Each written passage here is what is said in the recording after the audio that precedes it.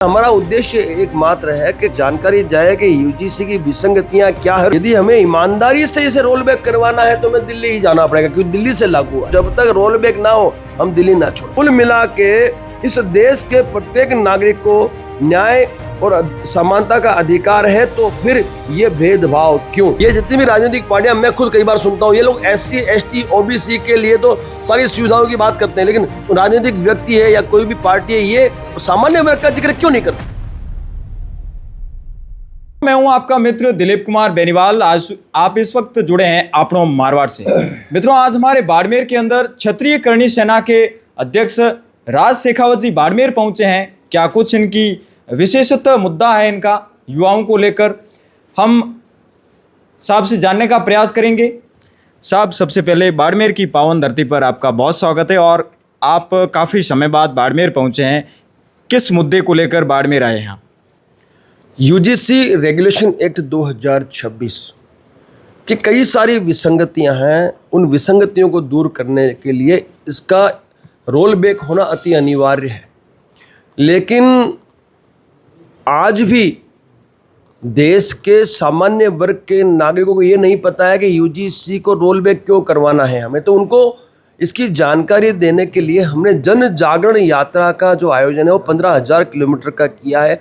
साथ ही 23 अगस्त 2026 के रोज 1:15 बजे शाह ऑडिटोरियम में स्वर्ण आक्रोश महापंचायत का आयोजन है, उसका आमंत्रण भी हमें देना है। तो इन दोनों विषयों को लेकर हम लोग 15,000 किलोमीटर की जो वाहन यात्रा है उसका आयोजन कर चुके हैं। 5 तारीख को हम लोगों ने मेवाड़ की पावन धरा से इस यात्रा का प्रारंभ किया था।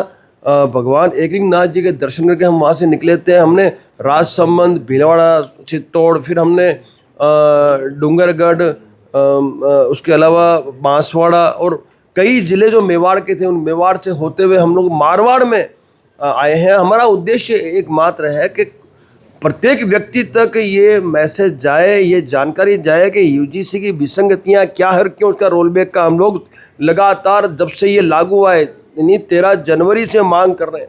हमने इसको लेकर पहले भी 8 मार्च का एक कॉल लिया था और हमने कार्यक्रम के लिए 23,000 किलोमीटर की यात्रा की थी, जिससे लोगों को हमने वहाँ पर आमंत्रित किया था। लेकिन उस आयोजन को रोकने में सरकार ने पूरी ताकत लगाती थी और मैंने खुद ने स्वयं ने नोटिस किया कि कहीं न कहीं राजनीतिक जो षड्यंत्र था उसका शिकार हम लोग उस वक्त बन गए। फिर भी हमने लड़ाई लड़ी, अंत तक लड़ाई लड़ी और हमें लगा कि नहीं, इसको अब किसी भी कीमत में एक अंतिम निर्णय लेते हुए, अंतिम पड़ाव लेते हुए हमें रोल बैक करवाना पड़ेगा। लेकिन जो विसंगतियां हैं उसकी जानकारी भी देना अति आवश्यक था सामान्य वर्ग के नागरिकों को। इसलिए हम लोगों ने ये सुनिश्चित किया कि चलो हम दिल्ली के आसपास के जो प्रदेश है, जहाँ से ज़्यादा से ज़्यादा संख्या वहाँ पहुँच सकती है, उन प्रदेशों में हम लोगों ने यात्रा का आयोजन किया। देखिए साहब, मैं चाहूँ और मुझे व्यक्तिगत यदि लाभ लेना हो तो मेरे लिए गुजरात से बड़ा कुछ नहीं है। मैं चाहूँ तो गुजरात में भी अपना व्यक्तिगत लाभ ले सकता हूँ, मैं वहाँ भी यात्रा कर सकता हूँ, कोई मध्य प्रदेश में कर सकता है, कोई राजस्थान। लेकिन यदि हमें ईमानदारी से इसे रोल बैक करवाना है तो हमें दिल्ली ही जाना पड़ेगा, क्योंकि दिल्ली से लागू हुआ है और दिल्ली से ही रोल बैक होगा। जिन्होंने लागू किया है वो भी दिल्ली में ही रहते हैं। अब यहाँ से मैं कोई आयोजन करके मैं उनको दबाव तो नहीं बना सकता। मुझे यदि दबाव बनाना है और इसे रोल बैक कराना है तो हमें दिल्ली पहुँचना पड़ेगा। इसलिए फौजी आदमी हूँ, रणनीति ऐसी बनाई है कि हम प्रचार प्रसार करते हुए दिल्ली 22 तारीख तक पहुँच जाए, 23 को हमारा आयोजन करें और जब तक रोल बैक ना हो हम दिल्ली ना छोड़ें। और साथ ही साथ हम जनता को ये भी बताते जा रहे हैं कि भाई छात्र छात्राओं की लड़ाई है, चाहे आपकी नीट की परीक्षा हो, पेपर लीक हो, चाहे ये यूजीसी, ये छात्र छात्राओं से संबंधित, उनके विषय से संबंधित ये सारे का सारा विषय है। तो आपसे आपके विषय से संबंधित छात्र छात्राओं को सबसे ज़्यादा इसमें भागीदारी लेनी होगी। उनके अभिभावक को तो आना ही पड़ेगा, लेकिन सामान्य वर्ग के जितने भी नागरिक इस देश के, वो 23 अगस्त को 1:15 बजे शाह ऑडिटोरियम में लाखों की संख्या में पहुंच जाए, यदि बच्चों का भविष्य को सुरक्षित करना है तो। अन्यथा मैं तो लड़ाई लड़ता रहूँगा और यूजीसी रोल बैक करवा के ही दिल्ली छोड़ूंगा। लेकिन जब आ ही रहे हो, आप सभी पहुँच रहे हो, तो खाली हाथ कोई नहीं आएगा। बाकायदा केसरिया साफा पहन के आए, माँ भगवती का तिलक लगा हो और आपके हाथ में केसरिया झंडा, और उसे लगाने के लिए डंडा हो लेकिन मजबूत हो, ताकि भाई सामने सरकार है, साधन संसाधन है, उनकी व्यवस्थाएं हैं। हो सकता है कल वो बल प्रयोग करे, तो संविधान ने हमें भी अधिकार दिया है हम हमारे और हमारे आसपास के लोगों की रक्षा करें।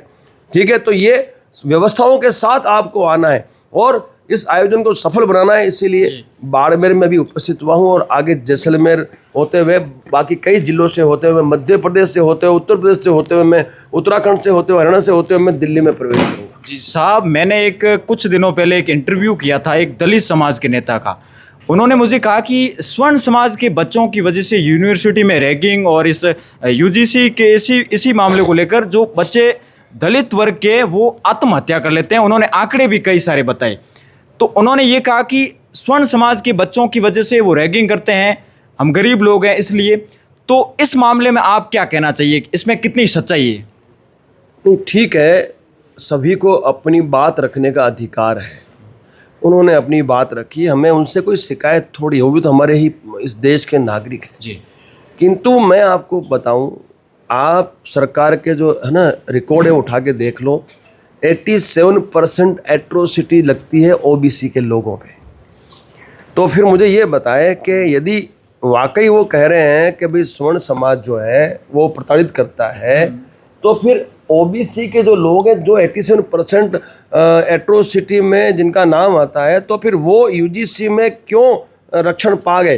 भाई यदि वो प्रताड़ित तो है नहीं, तो ये कहीं न कहीं राजनीतिक जो एक षड्यंत्र तो आप मान सकते हो कि भाई SC ST ज़्यादा से ज़्यादा एट्रोसिटी करता है तो ओबीसी पे करता है, 87% उन पे करता है। तो यानी कुल मिला के तो फिर आपको ओबीसी भी तो उसमें यूजीसी के अंदर नहीं आना चाहिए।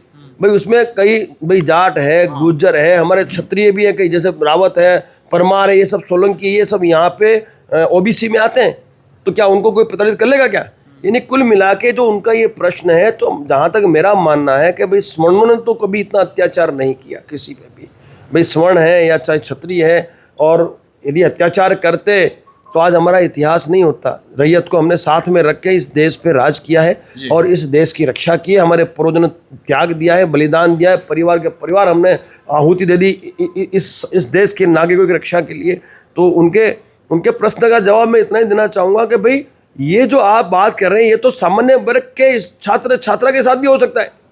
ये तो कॉलेज है भाई, बिल्कुल संभव नहीं, होता ही है भाई, होता ही है। आप एक ऐसा कानून हमारे पे थोपने जा रहे हो जिस कानून में समानता नहीं है, जिस कानून की वजह से हमें स्वाभिमान से जो जीने का अधिकार है वो हमें असुरक्षित दिख रहा है। और तो और भाई संविधान जो बना है वो तो देश के नागरिकों के लिए एक समान बना है, तो समानता का अधिकार कोई कैसे छीन सकता है?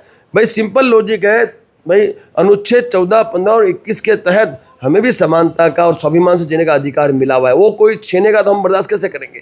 तो मैं इतना ही कहूँगा कि भाई कॉलेजों में राजनीति नहीं होनी चाहिए, और जहाँ तक मेरा मानना है कॉलेज के जो छात्र छात्रा हैं उनको सबको न्याय मिलना चाहिए और सबको एक समान इस गजट में स्थान देना चाहिए। गजट में आप देखिए सामान्य वर्ग का कहीं उल्लेख नहीं किया उन्होंने, कहीं उल्लेख नहीं सामान्य वर्ग का न्याय अधिकार का। यहाँ सिर्फ SC ST और OBC, सामान्य वर्ग को न्याय कौन देगा? उनको समानता का अधिकार कौन देगा? आप समझिए इसमें विसंगतियाँ बिल्कुल टारगेटेड की हुई है कि भाई सामान्य वर्ग का जो छात्र छात्रा है वो जन्म से ही अपराधी घोषित करने का कार्य इस गजट ने किया है। मैं आपको समझाता हूँ भाई, सबसे बड़ी विसंगति तो यह है कि संविधान ने जो हमें अधिकार दिया वो छीना गया, यानी समानता का अधिकार और स्वाभिमान से जीने का। ये सबसे बड़ी, जिसको सुप्रीम कोर्ट ने भी नोटिस किया और उस पर स्टे दिया। ठीक है, वो भी हमारी एक मोर्चा था, आंदोलन का मोर्चा हम लगातार लेके चल रहे हैं। सोशल मीडिया, बिल्कुल सोशल मीडिया का अधिकार, प्रिंट मीडिया, डिजिटल मीडिया का आप लोग लेके चल रहे हैं। कुल मिला के इस देश के प्रत्येक नागरिक को न्याय और समानता का अधिकार है, तो फिर ये भेदभाव क्यों? मेरा सिंपल एक ही कहना है इनको कि भाई जब ये विसंगतियां हैं, सुप्रीम कोर्ट ने नोटिस किया है, तो फिर इसको सरकार जिसने लागू किया उसको रोल बैक करने में इसको आपत्ति क्या, वो क्यों नहीं कर रही है?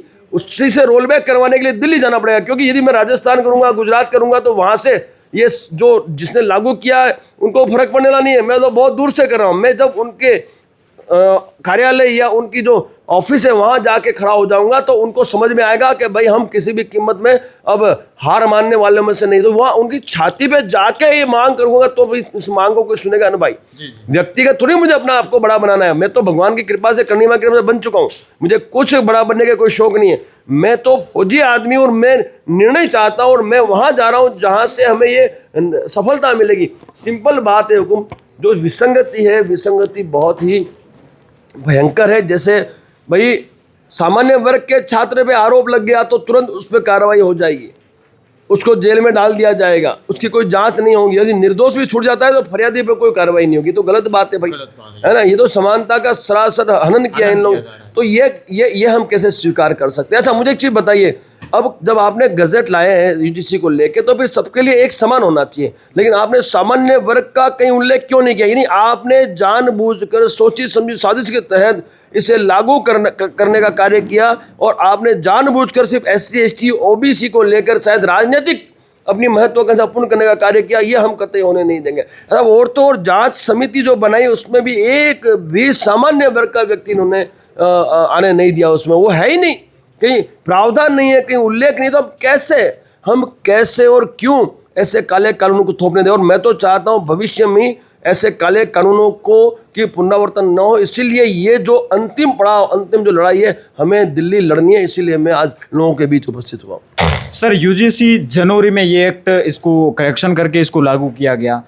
जब जनवरी में ये आया था तो देश पूरे में बहुत ज़्यादा यूँ आक्रोश था जिनके साथ ये अन्याय हो रहा है, लेकिन अब जुलाई अगस्त आया लेकिन अब वो रोष दिखाई नहीं दे रहा है कहीं भी। ऐसा क्यों? देखिए, भाजपा के केंद्र सरकार ने देश के सामान्य वर्ग के नागरिकों को मिसगाइड किया। सुप्रीम कोर्ट से स्टे आने के बाद कि भाई स्टे तो हो गया, अरे स्टे अपनी जगह भाई, आपने लागू किया, पूरा देश विरोध कर रहा है, उसके बावजूद भी आप इसको रोल बैक नहीं कर रहे हो, यानी आपकी मंशा इसको लागू करने की है, वो हम कतई नहीं होने देंगे। भाई सुप्रीम कोर्ट तो हमने स्टे करवाया, हमारे एक मोर्चे ने स्टे करवाया, लेकिन आपने क्या निर्णय लिया? जब हमने इतना विरोध किया तो आपने क्या निर्णय लिया? लेकिन इन्होंने क्या किया, सामान्य वर्ग के नागरिकों को मिसगाइड किया है कि भाई हमने तो इस पे स्टे लगवा दिया, लेकिन हम जब तक रोल बैक नहीं होगा हम इस विषय को नहीं छोड़ सकते। हमें दुख की बात तो साहब बहुत बड़ी ये है कि जिन सांसदों ने, विधायकों ने हमारे कोटे से टिकट ली, जिनको हमने जिताया, जिनको हमने सत्ता में स्थापित किया,